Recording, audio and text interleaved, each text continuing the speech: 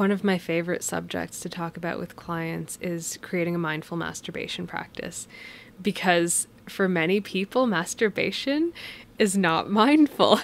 That's amazing. I just love watching your faces right now as I said that. That's amazing.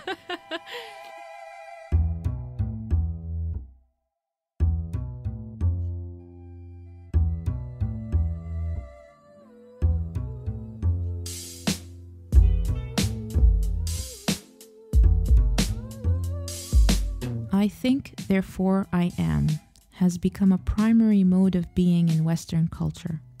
A culture that prides itself with thoughts and ideas. But the flip side of that is our disconnection from the body. In our modern haste to create superhuman intelligence, we have forgotten that the body carries its own intelligence and its own creative power. Science is only starting to catch up to what the ancients knew well. A 7th century tantric sage once said, "The perfect one has entered the temple of the body."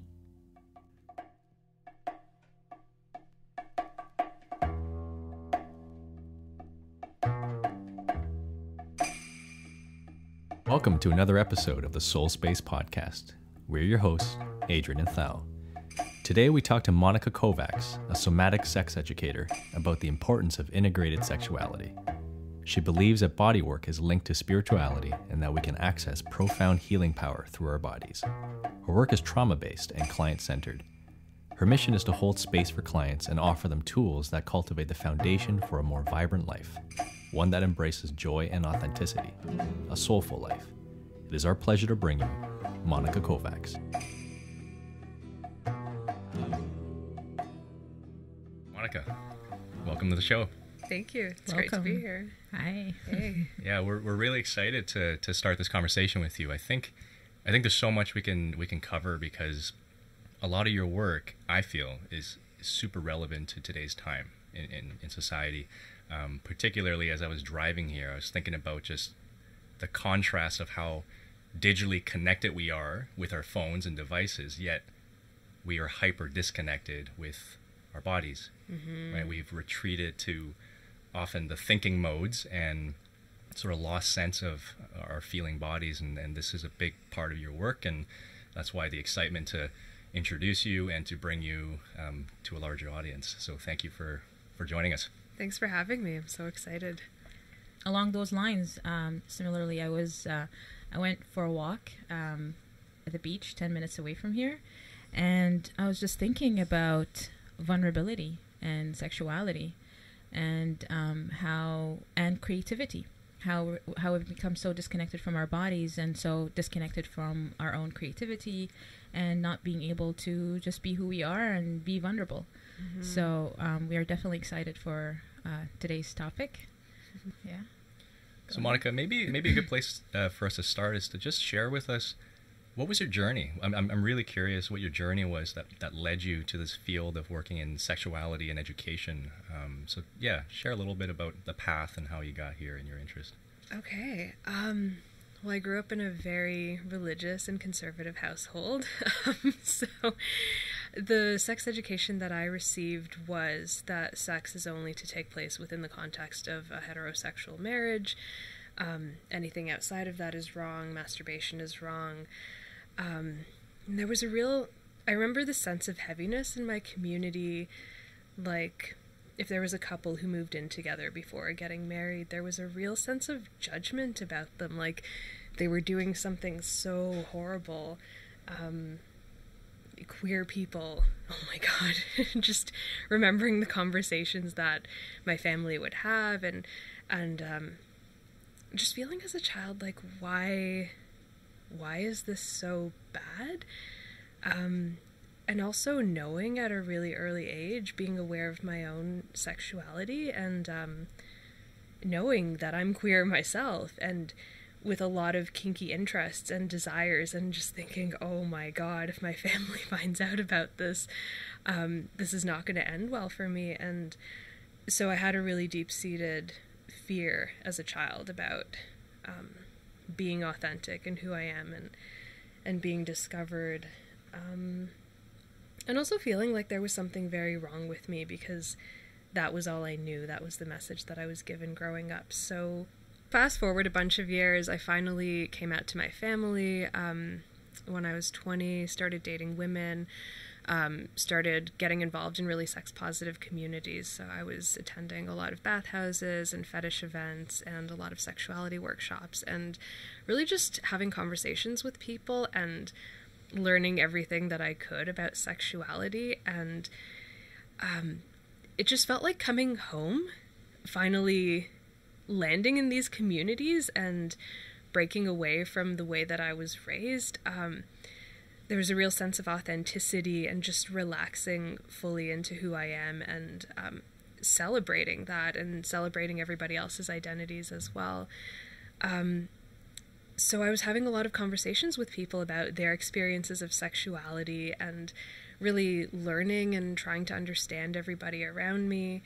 A couple of years later, I started studying Tantra and Taoist sexuality and other ancient teachings that attempt to bridge the sacred and the sexual and bring that together in a way that we don't really understand in our modern society. I just have a question. When you were at that young age, how did you reconcile that, fear and or living with that fear? Oh, at that age? Yes. I don't know if I did. There were so many emotions. I think it's kind of difficult to encapsulate. There was the shame, and there was also anger. Yes. At the oppression. A lot of anger.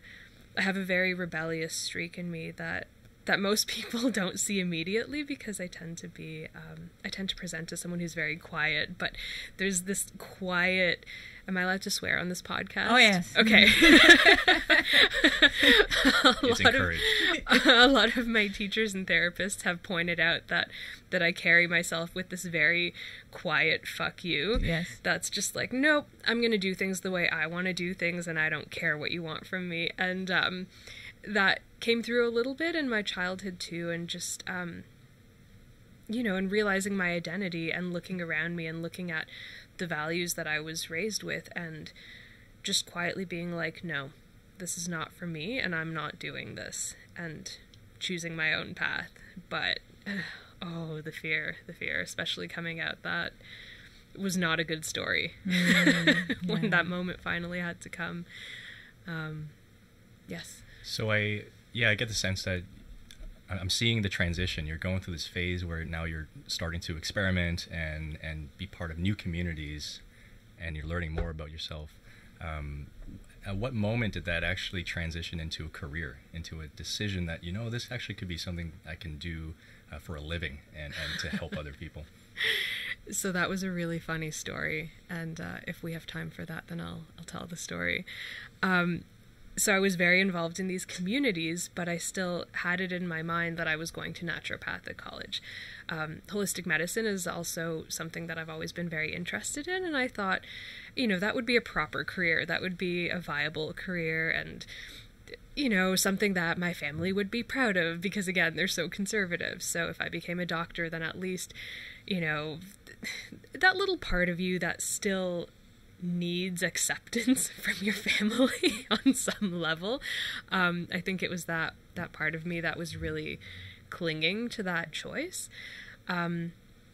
So a friend of mine passed away, and I was in this deep state of grieving. And there was another friend of mine on Facebook who was advertising this retreat with Jonathan Goldman. And for those listeners who aren't familiar, Jonathan Goldman is a sound healer. I have a background in music, so I've always been really interested in his work. So I thought, oh, great, he's advertising this retreat with Jonathan Goldman. Like, this is something really nice I could do just to get away for a weekend and kind of cope with some of the grief that I was going through. So because it was through my friend, I literally just clicked and paid without reading anything about what I was signing up for. That's amazing. Beginner's mind. Right. That's amazing. So the organization contacted me, And they told me that there's another woman driving down from Toronto, and do I want to get in touch with her so we can share car rental and share room and board when we get there? And I said, sure. So the day of, this woman rolls up to my place in a car. I get in a car with her. I have no idea who she is. And we just get in a car and we start driving. And we arrived, and when we were in opening circle, the guy next to me was just asking, so what brought you here? Like, what got you interested in this? So here's me going on and on about, like, sound healing and music, and he's like, oh, you're here to see the other Jonathan Goldman. And I was like, what? And he's like, there's two of them, didn't you know? And I'm like, no. What do you mean there's two of them? And he's like, well, this is the other Jonathan Goldman. And I'm like, well, who's he? So the other Jonathan Goldman walks in, and he's a medium. Uh-huh. And he sits down, and we're sitting in opening circle, and he starts channeling. Oh my God. It's amazing. And he's looking around the circle, making eye contact with everybody, stops at me, and says, no one is here by accident. Wow. And I was like, okay, open mind for the rest of the weekend. Like, I'm in. Let's see what this weekend has to teach me. And I got a lot out of that retreat, but the most important thing that I got was the conversations with my roommate, with this woman who I met on the ride down. She was a career coach, and because we were sharing a room and spent several hours driving, we really had an opportunity to exchange life stories and get to know one another. And she sat me down at one point, and she was like, you could go into naturopathic medicine, but you're going to get bored because you've gotten bored of everything else. And the one thing that creates a sparkle in your eyes when you talk about it is sexuality. And that's really the field that you need to be in. And I was like, okay, but how do I make that into a career? I had no idea. So she was the first person who introduced me to surrogate partner therapy, which is something that she had considered herself, but then decided against it. So surrogate partner therapy is a little bit different from what I do, but it was something that appealed to me. So I looked into it, and there were no trainings available at the time. So that's how I ended up in Somatic Sex Education. That was the next closest thing that I could find. And when I came back from that weekend, I was like, whatever, I'm doing this. Just whatever courses are available. I finally made that decision that this is my calling. This is what I'm meant to be doing. I just need to soak up every ounce of information that's out there. So so you use the term Somatic Sex Education. Is this like a certifying, like an official label? Yes. What do they teach you, and what is it? What do they do? So there are numerous programs worldwide. In Canada, it's called Somatic Sex Education. In the States, it's actually referred to as sexological bodywork. So technically, I did my training in the States in San Francisco at the Institute for the Advanced Study of Human Sexuality. And the programs vary a little bit country to country. So I believe each country has its own governing body with very similar principles. So we have a code of ethics, a certain way that we're supposed to be with clients, and deciding what services we provide and what services we don't provide, just to create a safe atmosphere for clients where they know exactly what they're coming in for. And also if there are any violations against that, or if clients have any complaints, then there's an organization that they can go to raise those concerns. What happened after that? So I immediately signed up for the training in San Francisco, and I went down and did that, and it was pretty life-changing. And as soon as I came back, I just started practicing, and I haven't looked back. And I'm so excited each and every day to be doing this. I'm so grateful that things turned out the way that they did, and that I stumbled upon this. So Monica, up until this point, I'm still having a hard time knowing or understanding what is it exactly. So what are people coming to you for with this training? So it's body-based sex education. Somatic, it refers to soma, the body, but actually more than the body. So the word soma in Greek refers to the body-mind, which is what we're beginning to discover in modern neuroscience, that, you know, our mind is not just in our brain, it's throughout the entire body, throughout the nervous system, and various emotions that we feel can manifest in the body or can be stored in the body. And any type of somatic work explores that relationship, and the relationship between how we breathe and how we carry ourselves, and how that impacts our state of mind and impacts other things that occur in the body, such as sexual arousal. So it's a wonderful modality for people to explore that on an experiential level, unlike talk therapy, where one would just go and discuss whatever issues that they're having around their sexuality. With somatic sex education, there is opportunity for hands-on work and for receiving touch, so clients get to experience new things in session and rework that on a nervous system level. What are some of the common reasons people are seeking you that they're bringing to the table? A lot of anxiety, and anxiety interfering with the way that people experience their arousal. So whether that's through lack of an adequate education as they were growing up,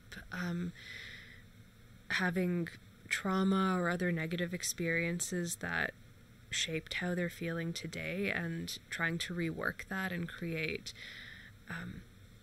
a more whole and empowered sense of themselves, working out consent and boundaries, and figuring out more empowered ways of negotiating that. And in many ways, that plays into sex education.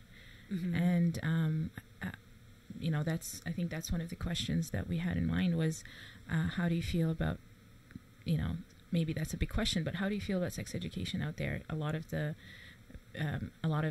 ways that we're taught sexuality is enwrapped with fear, mm-hmm. enwrapped with a lot of misconceptions, and morality is usually used as a tool mm-hmm. to pathologize just normal human need. Yeah. I think our sex education today, early sex education in school, is still very inadequate. The one common factor that all my clients have in common, on my intake form, I always ask people, what was your sex education like?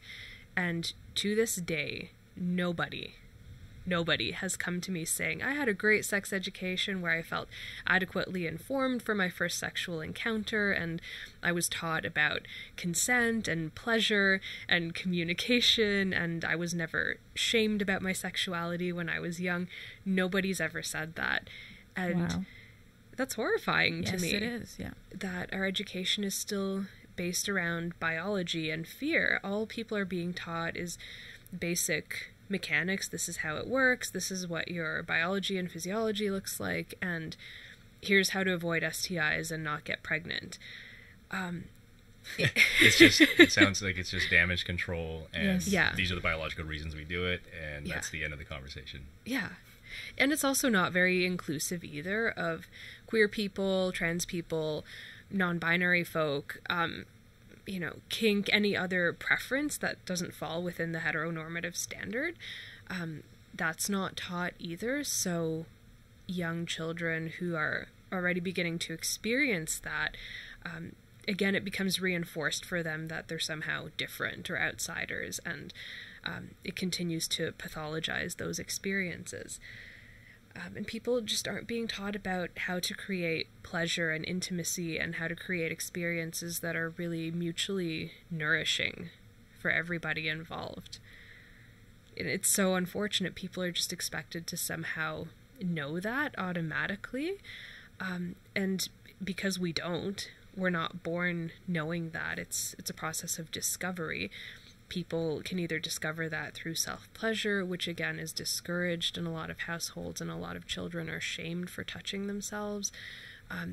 So they either learn to do it in secrecy, where their sexual experience is associated with a lot of anxiety, and in their body there's a holding pattern of tension and shallow breathing, because they're just trying to finish fast enough so that they don't get caught by their parents or other family members, and then it becomes wired into their bodies that way. Or some people just stop exploring, period. And then when they come to me, they have no idea.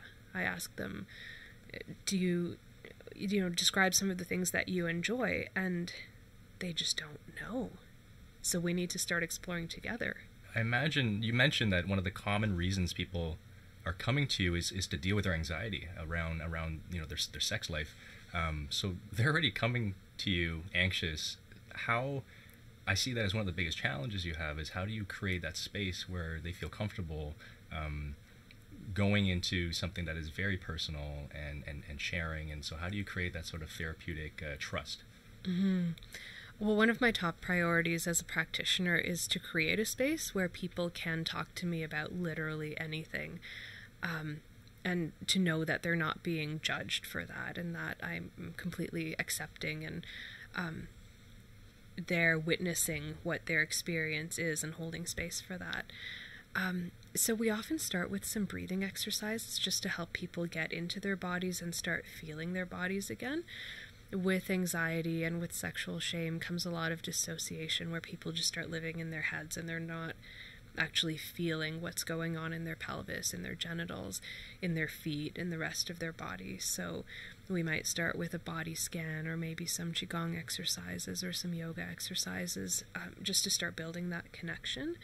And then slowly, depending on where the client is at, body work is an option in sessions, but it's not necessary. So some of my clients prefer to do several sessions where we just talk, or we do meditation and breath work together. And then other clients are just, rip off the Band-Aid all in one go. Let's get on the table and let's do body work. So body work could involve any degree of touch. It could be clothing on or clothing optional for the client. As a practitioner, I always stay fully clothed, and they can receive touch anywhere on their body. And this is always negotiated beforehand and done with the client's enthusiastic consent. So we might break it up into the context of an exercise where I might have the client ask for a certain kind of touch, and then we set a timer for a couple of minutes, and they practice something as simple as actively receiving that touch and staying connected with their body and soaking that in, being mindful and aware of the pleasure rather than dissociating, and noticing the monkey mind when it starts going into, oh my God, should I be doing anything? Am I doing this right? What's going to happen next? And all those usual thought patterns that people don't go into when they're having sex. When you see that happening, so you see them starting to disassociate and leave their bodies because of anxiety, mm-hmm. What does that look like? How do you take note of that, and what do you do to bring them back into the immediate present body? I try to stay very aware of people's breathing patterns. So if I notice that their abdominals are clenching up and their breathing is becoming very shallow, maybe their forehead might become a bit contracted and they've got that thinking face on, maybe their eyes are closed or they're looking off into the distance, I might pause and say, what's happening for you right now? Like, are you in your body? Is there an emotion coming up? Are you lost in thought? Just give me some feedback on what you're experiencing, and let's invite your consciousness back in and reconnect. How long does it take for a typical client to come out of their shell? Like how many sessions? Generally, I work with people between, I'd say 3 and 15 sessions, depending on the individual. Oh, cat stole a cookie. Okay? Yeah.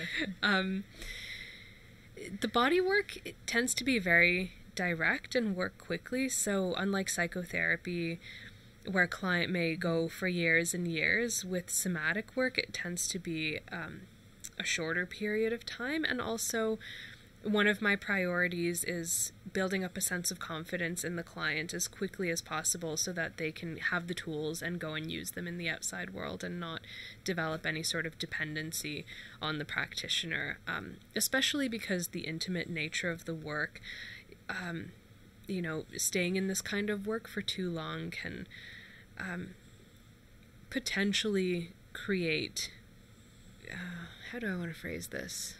I don't want to create any sort of dependency in the client, so that's why my priority is to teach people skills and just send them out.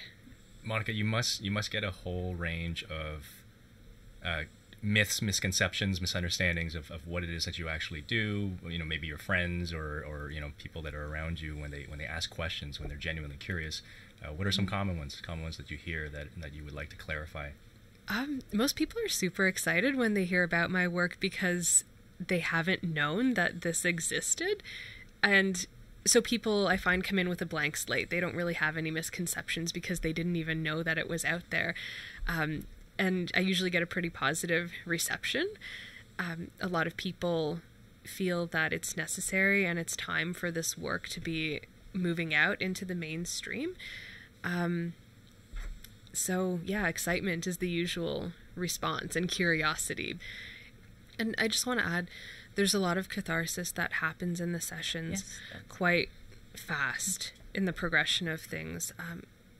Tears almost every day when I see clients, when they're receiving a certain kind of touch and they really tap into the grief that they've been carrying around that area, whether it's through past trauma or something that they're not receiving or not able to access currently. And when they finally do access it in the session, there's so much emotional release that happens.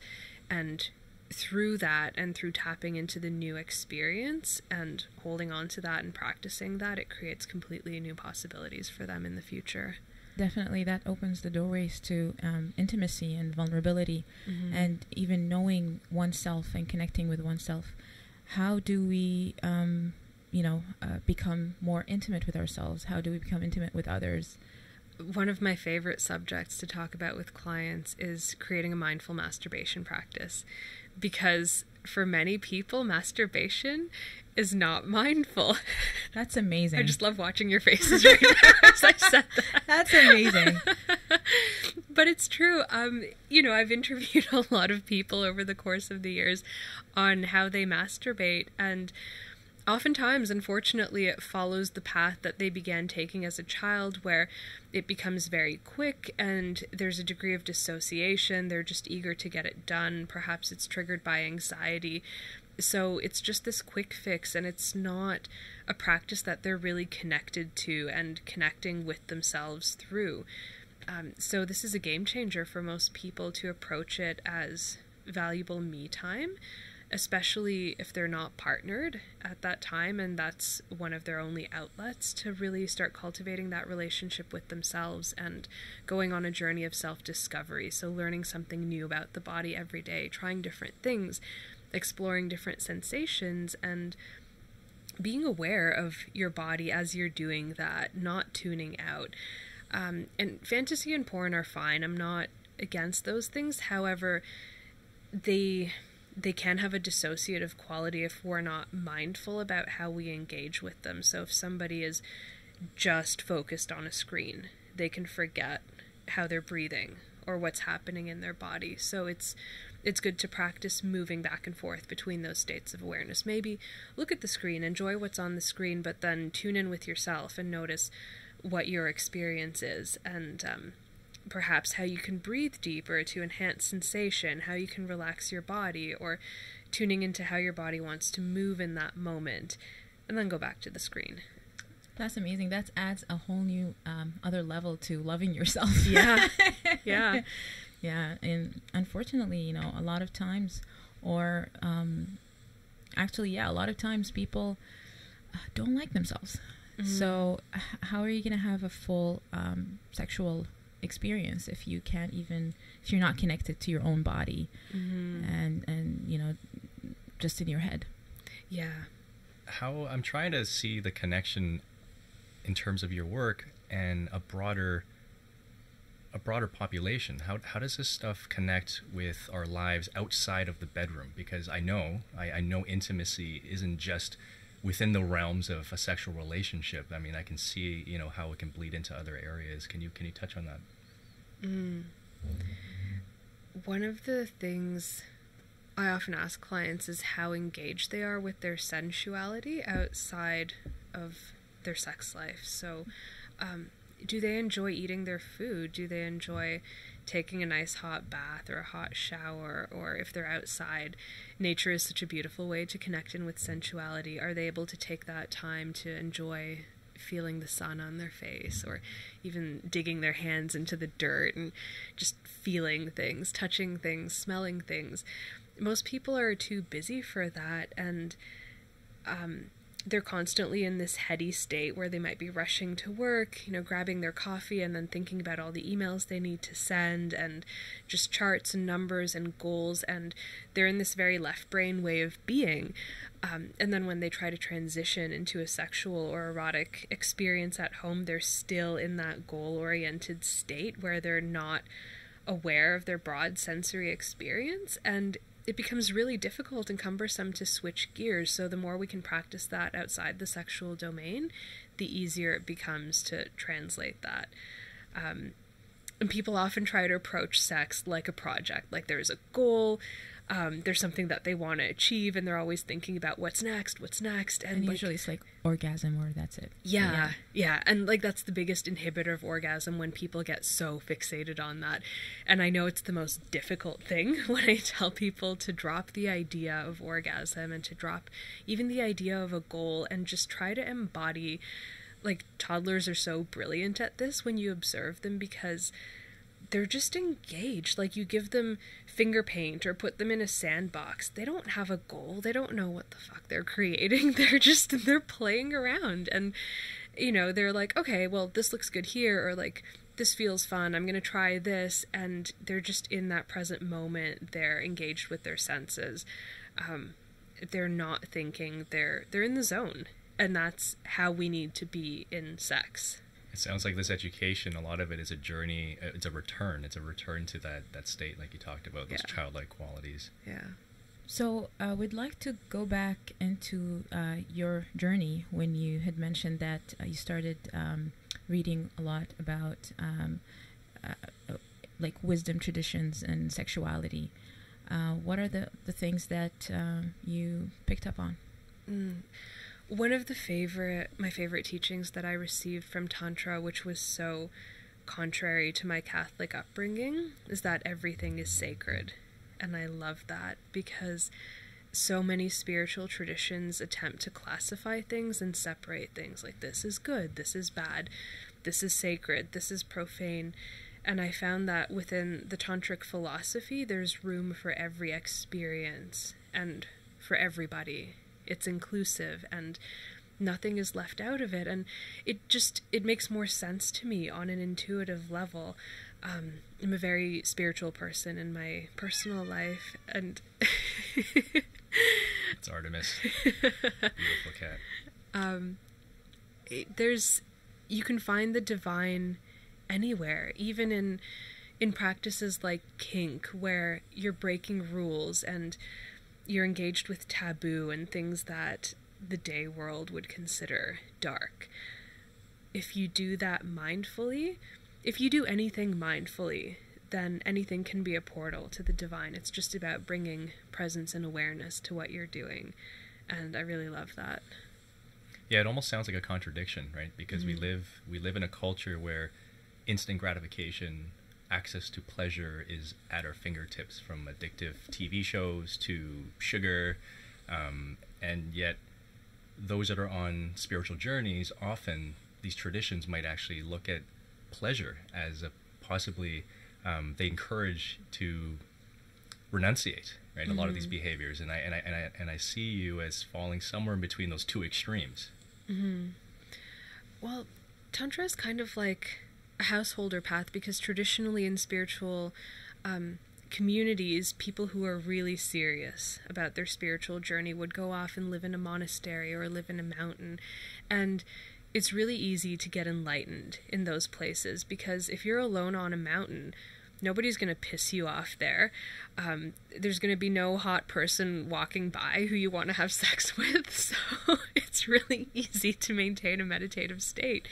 But as a householder, as they call it in the tantric path, or somebody who stays engaged with the regular world, there are a lot more challenges flying at you, and it becomes this daily practice of how do I engage with this mindfully? So here's this person who is triggering anger in me.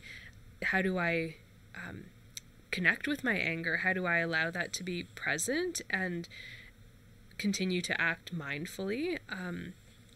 Sexual arousal happens. We meet people who we're attracted to, and how do we dance with that arousal while still maintaining awareness, yet not pushing the arousal away and trying to make it go away. It's much more difficult. And in many ways, then, you're arguing that sexuality can be a tool in our spiritual progression, as opposed to just, having to remove ourselves and go into a monastic way of living. We can engage with the world and be fully alive, yet intentional and spiritual. Yeah, what's coming to me is the word permission. Yes. Right. So, well, I get this feeling that a lot of your interactions with your clients is really at the bottom of it, giving them permission to experience. Right. And then in this context, it's the experiences within an intimate sexual relationship, but probably deeper than that is just permission to feel. Right. Permission to be feeling, perhaps sensations or emotions that have been repressed or that they're trying to run away from. Yeah. And to not be afraid of those experiences, whatever that experience is, to let it be alive in their body. And when we create that space, things stop festering. Like I found for myself growing up, for the longest time, I was so conflicted about my sexual orientation because I was resisting it. There was fear, there was shame, I wanted it to go away. I was pathologizing myself and internalizing all the messages I was receiving from my family and my community. And the minute you let all of that go and just be with what is, it becomes so much lighter. It's letting go of the fear, and it's about authenticity. However, there's also the other side of that, where maybe someone out there listening to this right now is in a place where it's not safe to be fully authentic. And so how to be with that? How to straddle both worlds? That's a tough question. I have had several clients like that where they disclose things to me where I'm the only person who is aware, and nobody else in their lives knows about these things because it's not safe for them to reveal that. And even to have a space where they can talk about it and have one person who just says to them, you're okay exactly the way you are, there's nothing wrong with you, that can have an impact. But also it's difficult. I don't necessarily have an answer as to what can be done immediately to alleviate that suffering. And I'm hoping on a larger scale, people doing this kind of work and other kinds of work around sexuality and inclusion and social justice will create a safe space for all people to be, but we're not there yet. And it is a collective thing. It is a very tough question, as you had mentioned. But I feel like a lot of it, what you're saying, also it's self-acceptance. I think when people can, to a degree, accept themselves, then the fear that's out there in the collective is no longer that pronounced, as you had mentioned. Yeah. So you work with some people that have had trauma, you mentioned. So how do you work around that? Or you work with that, with people bringing in a lot of painful past experience into the present moment? Well, a lot of somatic sex education works with the nervous system. So we have what's called a window of tolerance where people can maintain regulation, and whenever they encounter anything that they perceive as too stressful, they can slip into dysregulation. So with survivors of trauma, often that window of tolerance is quite narrow, and they might not have had an opportunity to really discover where their personal boundaries are and to feel safe in articulating that. So we often start very slowly and working on that embodied level. So first, asking people to discover where that boundary is, and I might have clients practice orienting themselves spatially in relation to my body and noticing where they feel safe, where they start feeling a little bit uncomfortable, and to create that space around themselves so that they feel grounded. And let me just collect my thoughts here. safe in the space that they're standing in. And then the next level of that might be working with embodied yeses and nos. So I might have them pull me into their space if they feel a desire for closeness, or push me out of their space if they want to create more space around themselves, and to say yes and no as they're doing that and taking those actions with their body, and to really feel the power in making those choices for themselves. So that would be at a very basic level, and then moving forward from there to doing other kinds of touch-based work where they might find that edge when they're right at the edge of their window of tolerance, where they might feel like a little bit more and they could become dysregulated. But we use breathing techniques, different ways of holding themselves that encourage relaxation in the nervous system to help manage whatever fears and anxieties are coming up in that situation. And do you give those clients any sort of homework or work to do outside of the session? Usually. Yeah, I usually send people home with quite an extensive list of practices for the week, and it could be really simple things. Maybe just to be more aware of how they hold themselves in public spaces. So on a subway, do they sit small or do they sit big? And to start practicing giving themselves permission to sit a little bit bigger and to take up more space, and to not shrink away, and to feel the power in their body as they're taking up more space, especially for women on the subway. That's amazing. This is a big challenge. Yes. Yeah. That's so true. And that's just amazing. It's so connected to what's happening right now out there, with all the Me Too and that, I'm just feeling it. Yeah. Yeah. Oh man, some days I don't even want to look at the news. I get so angry. Yeah. So one of the things I forgot to mention in my journey of how I came into this work was when I started studying Tantra with some teachers, I was introduced to this modality called Qigong Massage, and learning from teachers who had studied through a lineage originally with a master in Asia. And this is when I really started practicing body work. And this is a massage that involves full body massage, including genital massage. And it's based on Taoist philosophy, Qigong, which is a part of traditional Chinese medicine and based on the same energetic map of the body as one would encounter when they go for an acupuncture treatment. So for those listeners who might be more familiar with something like that, just to have an idea. So it's a massage that targets pressure points, it targets muscles, but also works with energetic centers in the body. And what I love about the Taoist tradition is that sexuality is included in all of this. So in a lot of massage, the genitals are excluded. It's taboo. You're not supposed to go there. And there's a lot of good reason for that too. There's huge potential for abuse and violation. So it's important that those boundaries are in place. And also it's important that people can access these services if they choose in an environment where somebody is trained in practicing this. So it works with pressure points on the genitals as well, and creating sexual energy and integrating that energy with the rest of the body. The Taoists have a lot of restorative sexual practices, and this is something that I want to touch on because I'm reading this really great book right now in preparation for another course that I'm doing in February, and it talks about these different levels of sexuality, so reproductive, recreational, restorative, and transformational.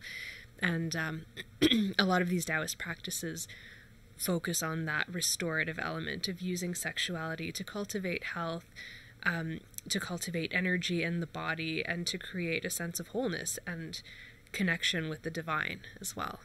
So just seeing how that massage was impacting the people I was practicing on was really inspiring, and also a phenomenal learning experience for me. What kind of changes do you see in these clients that you're working with? You talked about just not separating the mind and the body. I think we have a tendency, just being conditioned by sort of Western education, to view the body in compartments, mental, physical, emotional, sort of, easier to maybe perhaps learn that way. But in reality and in practice, these things are all interrelated. They're all connected. So I imagine that when you're affecting this one system, it's affecting all systems. So what do you see, as common changes? Oh, it's hard to pinpoint.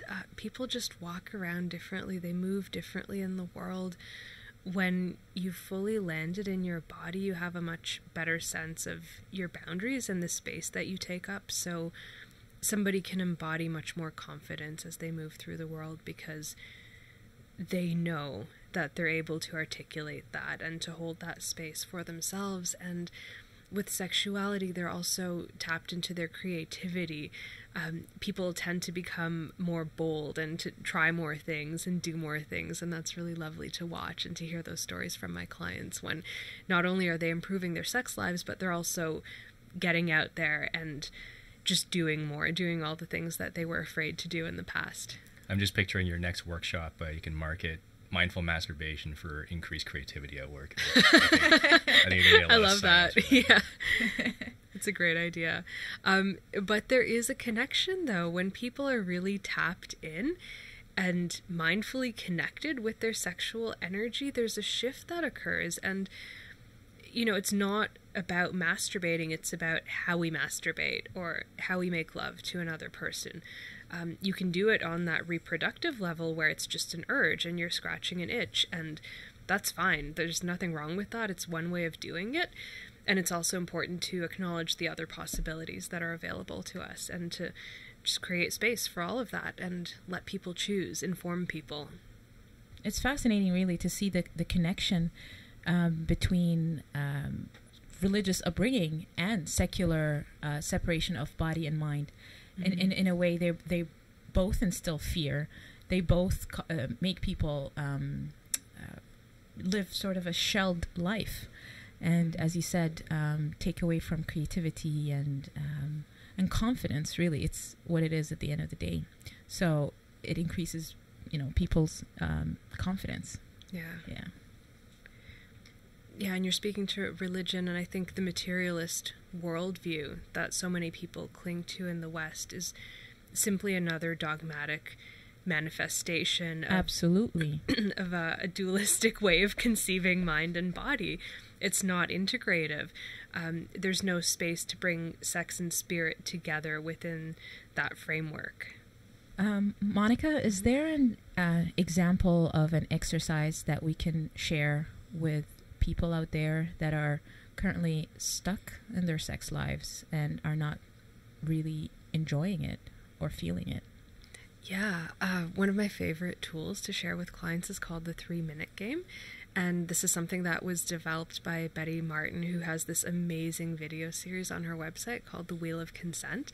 We'll include a link at the end because it's absolutely life-changing, and I think everybody needs to watch this. So let me just talk about the framework of this first to explain the context and how the game works. So what she did in this concept of the Wheel of Consent is uncouple the idea of giving and receiving with doing an action and being on the receiving end of that action. So most people equate the two, and they think, okay, if, let's say I'm giving my partner a foot massage, I'm giving them something, I'm taking an action, and they're benefiting from that action and they're receiving that action. So yes, that's one way to conceive of it. But if you change that around and take somebody, let's say, with a foot fetish, or somebody who really loves feet, they just really appreciate feet, love touching them and interacting with them, so they ask their partner, can I play with your feet? And their partner says, yeah, okay, sure. That's something I'm okay with, but it's not something that they maybe need in that immediate moment. So what's happening there is that they're allowing access to their body, and the gift is for the person who is playing with the feet, and they're taking the action and they're receiving the gift, whereas the person who's receiving the action is giving the gift. It looks exactly the same on the outside if you're just an onlooker, but the intentionality and the flow of energy is completely different between those two people. So often where people go wrong is they might end up on the same side of the circle. So both people might be giving, let's say, where they think that they're doing something for the other person's benefit, and because nothing has been communicated, both people end up giving and nobody's receiving and nobody's having a good time, and people are just confused as to why and what went wrong. So this is a really great tool for taking that apart and really negotiating what's happening. Who is this for? What are the actions that are going to happen here? So with the 3-minute game, you ask 2 questions. One of them is, how would you like to be touched? And how would you like to touch me? And if 2 people both take turns asking each other these 2 questions, then both of them will have an opportunity to explore all 4 quadrants. So difficult to explain without an image. So one would be serving and accepting, so taking the action and receiving the action for the benefit of the receiver, and then taking and allowing, where the person taking the action is receiving the gift and the person allowing is giving access to their body. So people get to experience all 4 quadrants of that and start noticing where they're most comfortable and where they're least comfortable. So people might notice that there's one quadrant that they really tend to gravitate to in all their sexual interactions, and that they have a really hard time embodying another quadrant. And making that clear helps them step into those other roles and create more confidence in being in those other roles, and also communicating what each person wants to get out of that interaction, making that really clear. So when you ask someone a question, let's say, Adrian, like, I'm asking you, how would you like to be touched, for 3 minutes, and you give me an answer, I check in with myself too, as the person who's serving, to say, is that something that I'm comfortable giving fully with an open heart? And if there's any part of that that I'm not comfortable in giving, then I would negotiate that with you and say, well, maybe we could do this part of it, but this other part, can we change that a little bit so that it's within my boundary of consent as well? So in practice, like, in my head, I'm just playing an image of how this would look, live, this game. Does it become very formalized? Is there sort of a rigidity where it's like, okay, you're asking this question and this person's answering? Like, I'm picturing like a boardroom meeting where obviously like this is, it should be, I'm imagining it should be more playful, in a more gamified setting. Mm-hmm.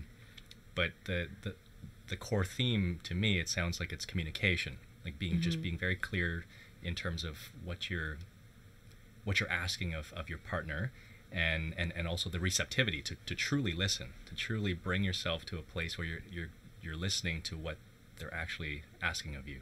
Mm-hmm. And checking in on an embodied level if this is something that you can fully participate in. A lot of people end up operating outside their own boundary of consent because they just haven't been taught that it's okay to say no, or it's okay to negotiate. And this is such an important skill to learn, because once you stop going beyond your own comfort level in terms of consent, then suddenly you know where that boundary is. It becomes safe to play. If boundaries are fuzzy, then there's so much risk involved, and that creates tension in the body. It creates anxiety if you don't know where a situation is going to go and whether or not you'll be comfortable with that. Then it becomes impossible to relax into it and to go with the flow. Yeah, and to answer your earlier question about boardroom meeting versus playful setting. So in a workshop setting, usually the game is played just using hands and forearms. So it's very non-sexual. It can be practiced with anybody. Doesn't have to be with somebody who's a sexual partner. However, if there is comfort with the person you're playing with, it could involve full body touch. So usually when I work with couples, it would be a full body exploration, and with people who are meeting for the first time, it would just involve hands and forearms. It really boils down to the art of conversation, really, and listening, and being vulnerable, and engaging, full body engaging, really. Mm-hmm. Listening with the body too. So when somebody makes a request of you or asks you a question, to notice when you're thinking in terms of, what should I do now? What does this person want from me? Versus feeling into your body. Is there tension? Is there contraction anywhere? Is there a sense of opening and melting? What does the body want in this situation? Is there comfort in the body in stepping into this? I kind of have a two-part question here. I'm just recognizing that this is an emerging field. It's young, and perhaps a lot of people are maybe learning about it for the first time right now.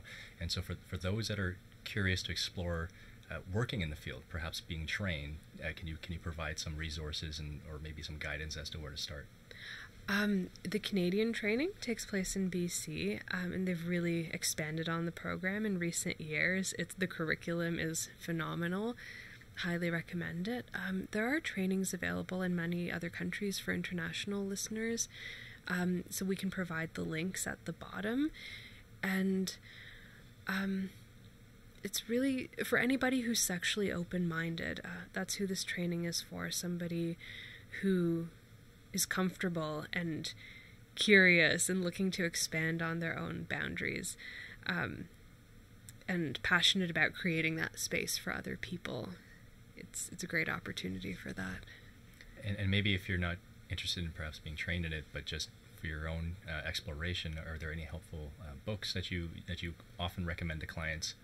Oh, so many. I have a really extensive book list on my resources page on my website, which we can also provide a link to.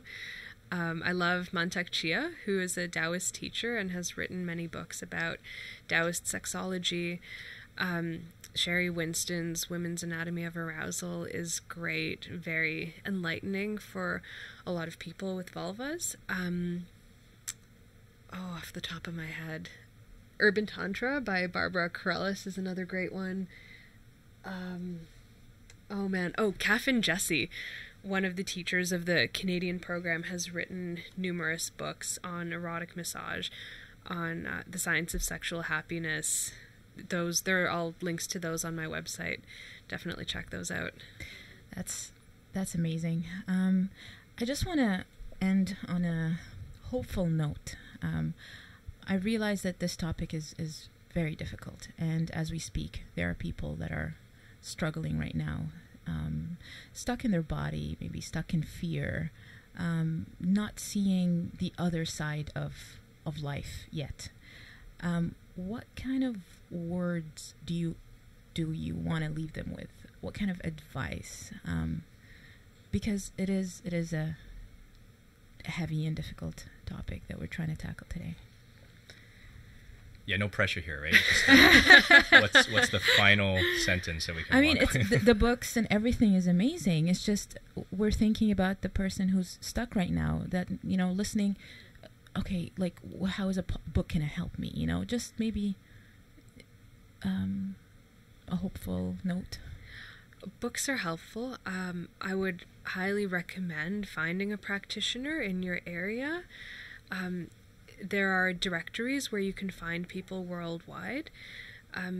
Getting in touch with a bodywork practitioner can be life-changing. And just for people who feel stuck, to know that pleasure is your birthright, and pleasure is a possibility for everybody. And even if you haven't figured out how to get there on your own, it is possible. We're all born with this capacity. So don't give up on that search. It is available to you. It's available to all. And just that no matter how your eroticism manifests itself, you are okay and you're perfect just the way you are. Thank you. Monica, I'm so grateful that you've helped us open up this topic of conversation. Clearly this is not the ultimate end of it, but yeah, it's no pun intended. It's our pleasure to have you join us and be part of our journey, because we are also curious and on our individual paths, but collectively, I feel like this is sort of what's drawing a lot of these these people together is sort of the shared humanity, in terms of recognizing the messiness that is the human experience, and we need to create more space for these more difficult conversations, because they seem to be lacking in society right now. Absolutely. We are truly grateful for what you shared with us today. Thank you for being open and vulnerable and generous, really. Thank you. Thank you, Monica. Well, it's been such a pleasure being here, and thank you so much for having me and for being bold enough to tackle this subject with me. And I hope it was of benefit to your listeners. And yeah, I'm just really honored to be doing this work. And if anyone has any questions, feel free to reach out to me. I will provide my email at the end. And thank you again so much once again for having me.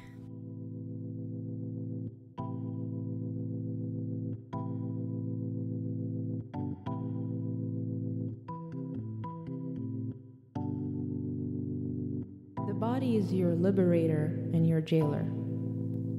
Love the vehicle, but do not become attached. Pay attention, be present, and let in the pain. Body and mind, you have been torn asunder. You retracted from your limbs and your heart. No pain, but also no joy. You are your jailer. You deliberate and deliberate against your body. Illusions of fear veils and masks the light within your veins, your bones, and so open and let in the pain. Truth and opinion coalesce inside your head. Somewhere inside, your voice becomes a whisper. Soul friend, who is it that has become your jailer? Know the darkness of your soul and do not drown in falsehood mixed with truth. Huddle your body and do not shy away. Tears liberate when you let in the pain. All is sacred. Blake says, see a world in a grain of sand, hold infinity in the palm of your hand and eternity in an hour. Surf the waves of your desires, no more your jailer. The water of love and courage awaits. Just let in the pain.